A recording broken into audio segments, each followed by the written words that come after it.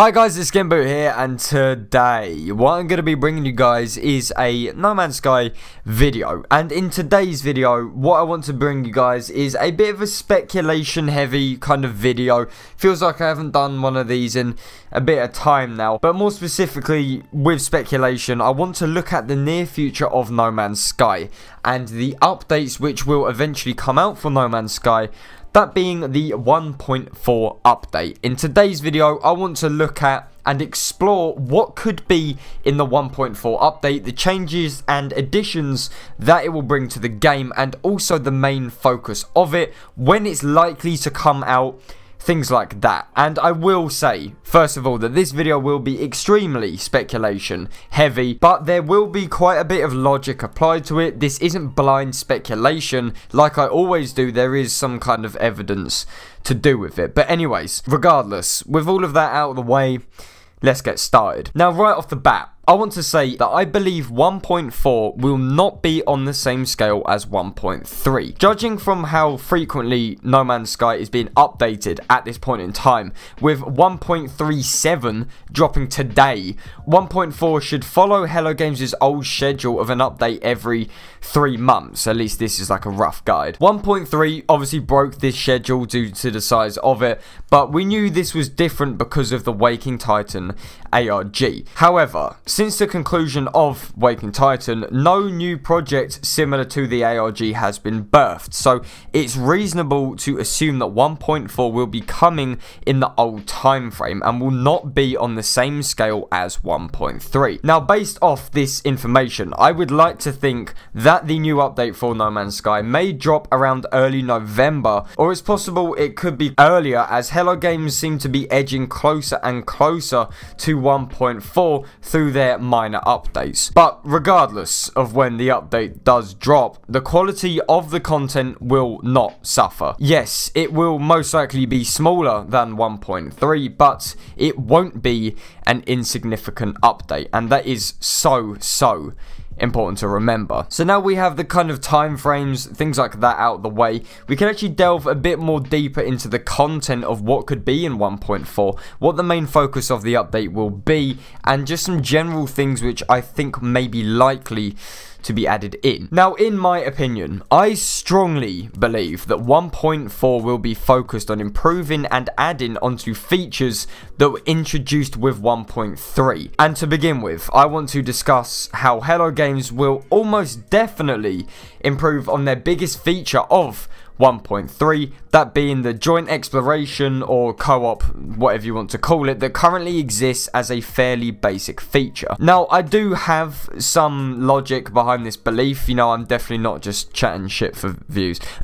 And I believe this because Hello Games said themselves that co-op is a feature which they will gradually add to and improve upon in future updates. So somewhere down the line, co-op will eventually become this flawless synchronized play which we all expected when the game launched. Now, I guess some could say that it seems a bit too early for Hello Games to work on co-op, since it was literally just introduced in the last update. But if you look at No Man's Sky in terms of a gameplay perspective, look at what's lacking, look at what the game needs, there isn't really a whole lot Hello Games needs to improve on for No Man's Sky. And by this, I mean all of the biggest complaints which people had with the game at launch, i.e. a lack of story, same looking planets, no multiplayer, have near enough all been addressed. I mean, yeah, there's still no clan wars, large scale battles like the big snake thing in the trailer, but for an update of this size, it is unlikely that this will be a focus or even a possibility because of time constraints. Huge changes like this will most likely be seen further down the line, when Hello Games may take another 1.3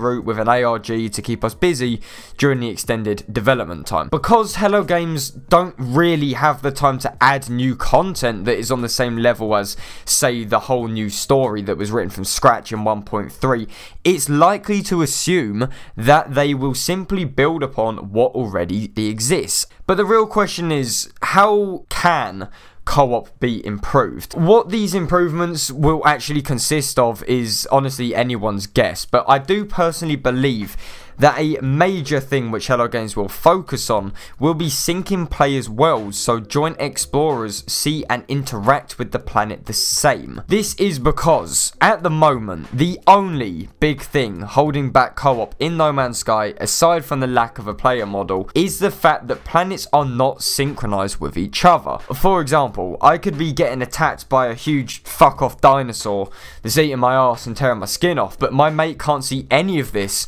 going down. This also applies to things like the weather, time of day, and planetary destruction, because as it stands at the moment, it doesn't really feel like you're playing with a friend, as most of the things which you experience are not seen or felt by the other player. And I know it is definitely a big ask, but it is something which can be done and is absolutely necessary to bring co-op to the full-fledged feature which Hello Games spoke about. And alongside improvements for co-op, I believe that Hello Games will focus their attention on the new biomes added into 1.3 and possibly creating new ones from pre-release footage. Now, I think it's likely that Hello Games may indeed build upon their weird biomes, like the ones with the bubbles and coral everywhere, by adding in more of them to discover and maybe even added a procedural generation element to the flora. People really liked the added variation that these new biomes brought to the game, so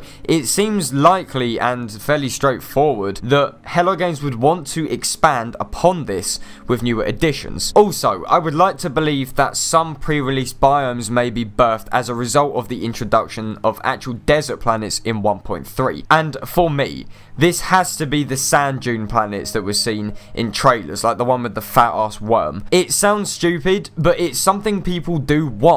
I mean, sand exists as a texture in the game, so why can't there be a whole planet with sandy hills? 1.3 did bring us closer to this, but we still have just a bit further to go until we can discover the boiling hills of the infamous sand dune planets. And I do also hope that 1.4 will introduce this alongside other new biomes that perhaps weren't shown off pre-release. So that is basically all I have to say on the matter. I do hope you enjoyed this video. Thank you very much for taking the time to watch it. As always, guys, if you did enjoy this video, then please do feel free to leave a nice big like on it. And if you guys could also subscribe to MZK, then that'd be absolutely fantastic. And as always, I will see you guys on my next video. This is SkintBoot, signing out.